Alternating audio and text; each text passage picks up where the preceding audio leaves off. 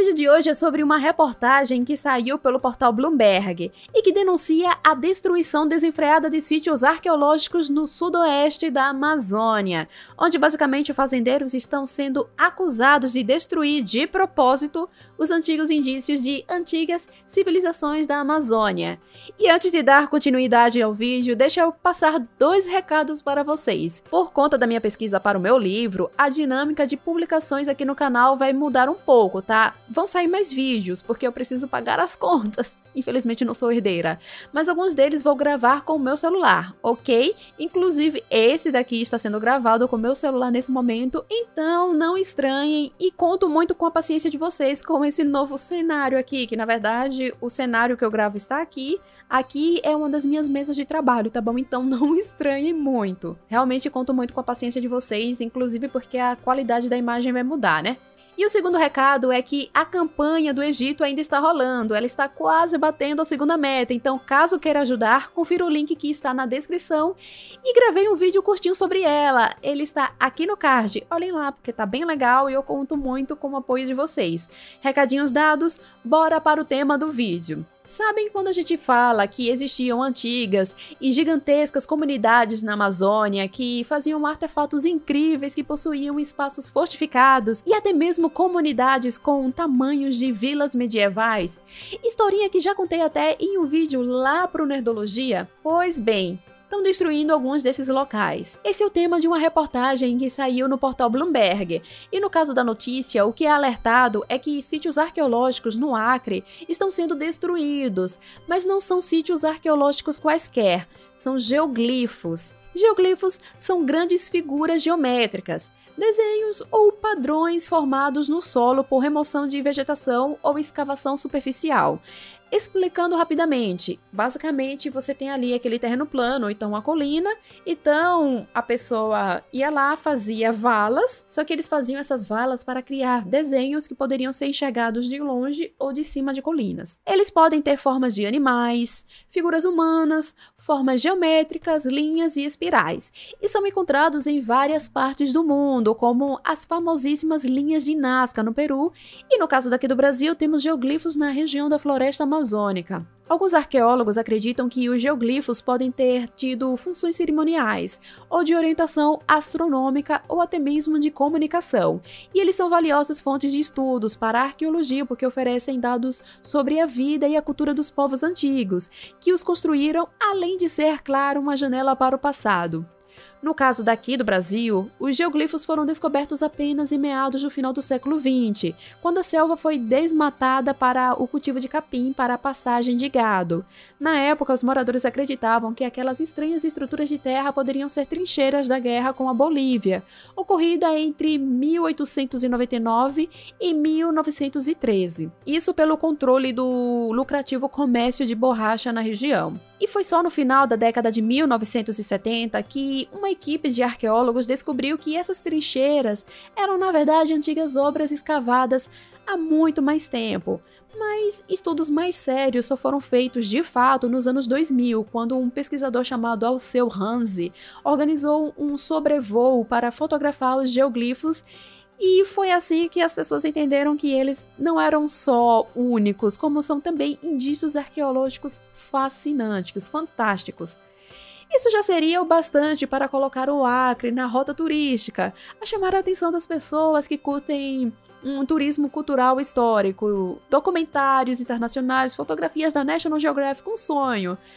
Mas não foi isso que rolou. Pois bem, de acordo com a matéria da Bloomberg, nos últimos anos, pelo menos 9 dos sítios antigos mais emblemáticos, alguns com até 385 metros de largura e 5 metros de profundidade, foram arados, apagando as evidências de uma civilização que surgiu por volta de uns 2000 anos atrás e que alcançou o seu auge há uns 1000 anos. Eles salientam que os geoglifos estão sendo destruídos muito mais rápidos do que o tempo de serem descobertos. Inclusive, a reportagem chegou chegou a visitar a região e coletou imagens de drones de 7 geoglifos e constatou que 3 deles sofreram danos tão extensos que provavelmente já não atenderiam aos rigorosos critérios de preservação da Unesco. Eles também salientam que na região tem somente uma pessoa atuando para fiscalizar os sítios, que é a Antônia Barbosa, a única arqueóloga que o Instituto do Patrimônio Histórico e Artístico Nacional, o IPHAN, tem no estado do Acre para proteger os sítios. O IPHAN é o órgão daqui do Brasil que fiscaliza trabalhos de arqueologia e protege os sítios arqueológicos. E a Antônia falou para a reportagem algo muito preocupante,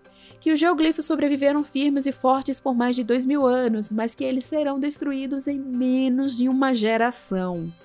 Realmente é muito complicado isso, gente. Eu já falei aqui no canal de um caso de um geoglifo que foi parcialmente destruído, mas foi somente um caso dentre outros que ocorreram nos últimos anos. E essas destruições estão sendo feitas por fazendeiros que usam a velha tática de é mais fácil pedir perdão do que pedir permissão. Mas aqui está mais para é mais rentável destruir, depois é só pagar uma multa e vida que segue. Não importando quão historicamente esses locais sejam importantes. Com muitos recursos financeiros e a lentidão da lei brasileira, eles se sentem à vontade para destruir os sítios arqueológicos.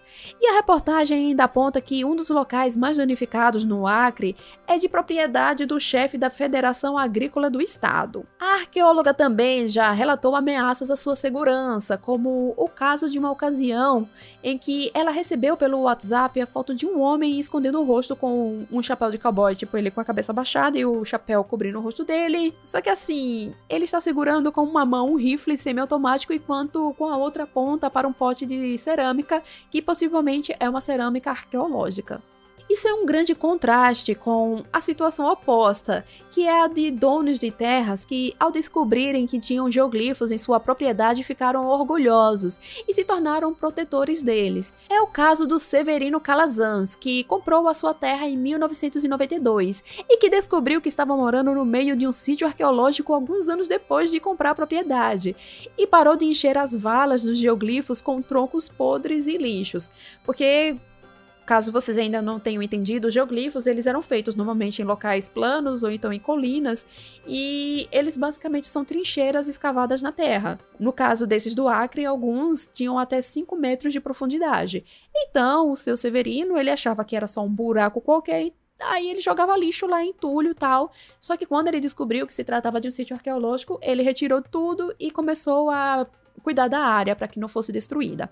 E o geoglifo da sua terra recebeu o nome de Severino. E momento curiosidade. Aqui no Brasil não é incomum colocar o nome do dono ou da dona de um terreno em um sítio arqueológico encontrado na propriedade da pessoa. Assim, explicando rapidamente, um sítio ou objeto arqueológico são bens da União, ou seja, propriedades do Brasil. Não podem ser vendidos, são protegidos por lei, ao menos na teoria, né? Porém, nada impede de, no cadastro dele, a equipe de arqueologia colocar o nome da pessoa ali da região que descobriu o sítio ou o dono da terra onde está localizado o sítio arqueológico, para fazer uma homenagem, até porque, de certa maneira, aquela pessoa está também fazendo parte da história daquele sítio arqueológico. Mas, infelizmente, nem todo mundo enxerga dessa forma. Muitos moradores da região, embora provavelmente sejam os descendentes dos construtores dos geoglifos, eles são indiferentes à história ao seu redor.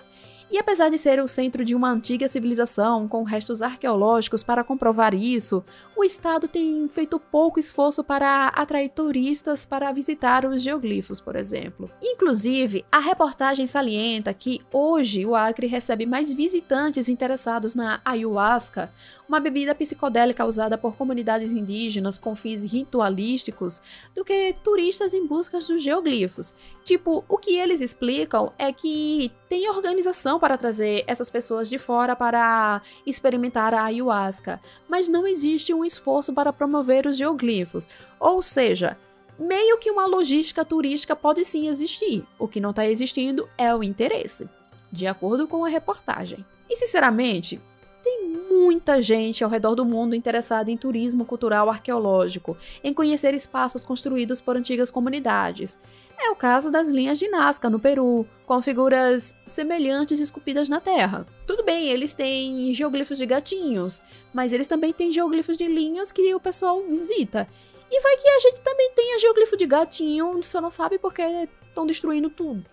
Eu tenho um ponto, vai, gente. E só para não falar que na região não está sendo feito nada, existem planos para financiar a construção de uma torre de observação em Jacossá.